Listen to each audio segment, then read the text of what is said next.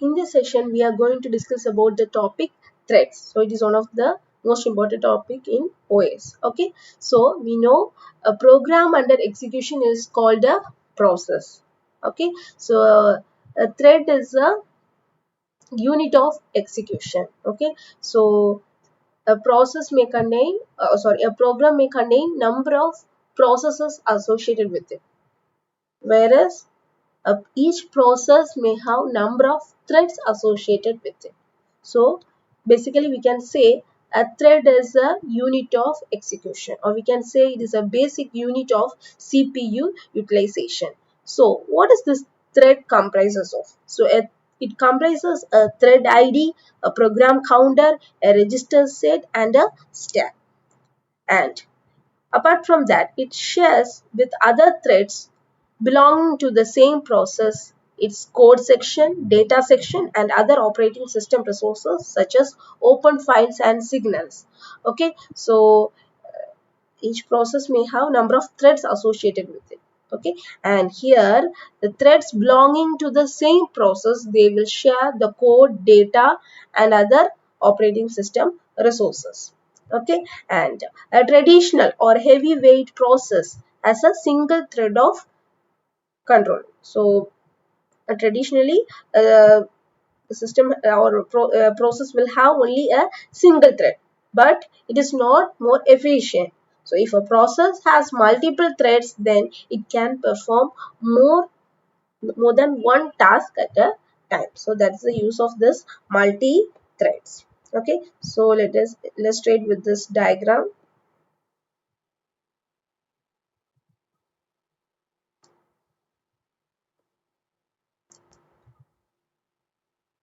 Okay, so there are two diagrams. First one is single threaded process.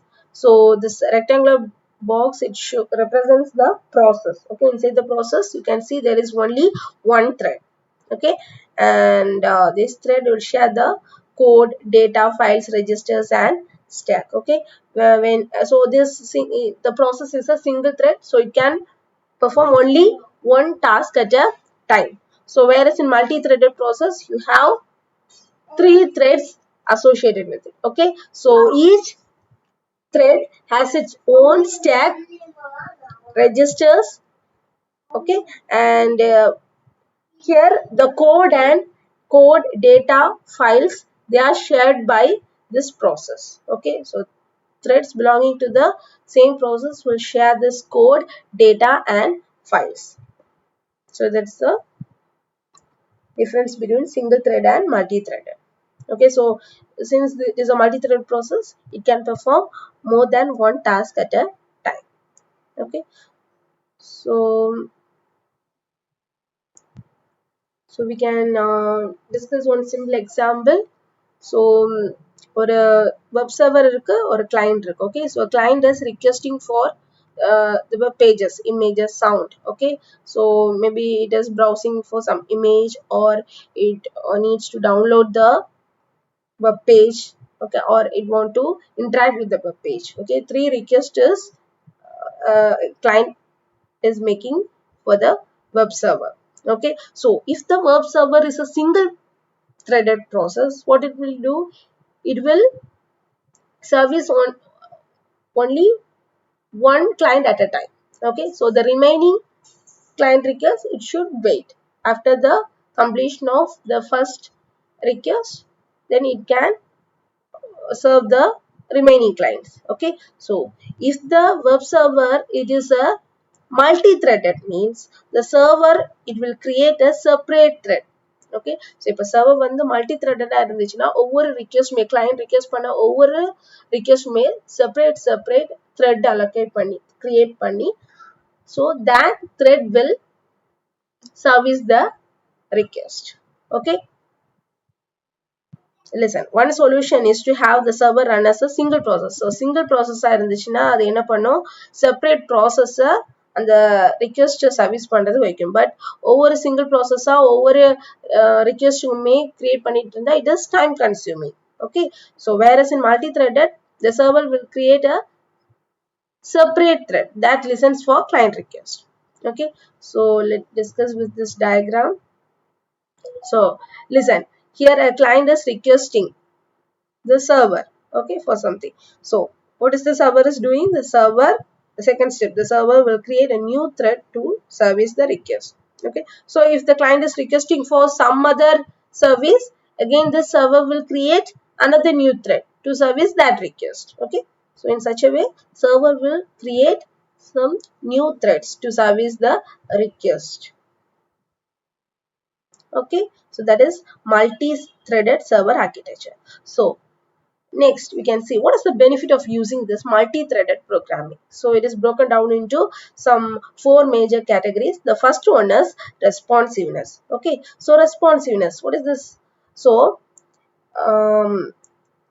this multi-threaded, so multiple threads are there, right? So a client வந்து more number of request வந்து சர்வர்ட்ட வச்சுனா server என்ன பண்ணும், ஒவ்வொரு ரெக்வெஸ்ட்டுமே தனித்தனியா create பண்ணி அந்த கிளைண்டோட ரெக்வெஸ்ட்டை வந்து சாட்டிஸ்ஃபை பண்ணும், ரைட்டா? ஸோ அந்த ரெஸ்பான்ஸ் எப்படி இருக்கும், யூசரோட அந்த கிளைண்ட்டுங்கிறது யாரு, யூசர் தான், சரியா? அப்போ யூசருக்கும் அந்த சர்வருக்குள்ள ரெஸ்பான்ஸ் என்னது, ஃபாஸ்டா இருக்கும், சரியா?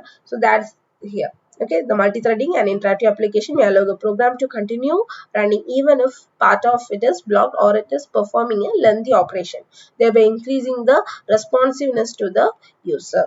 Okay, and resource sharing. So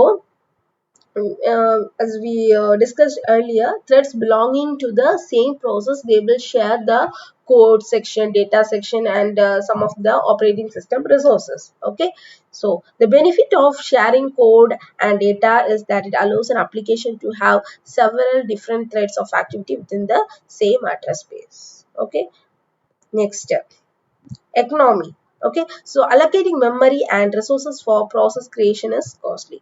So over a process kume memory allocate panni resource allocate pandrathu, it is bit costly. So because threads share the resources of the process, so this is we discussed earlier, right? So threads enna pannum, they will share the resources.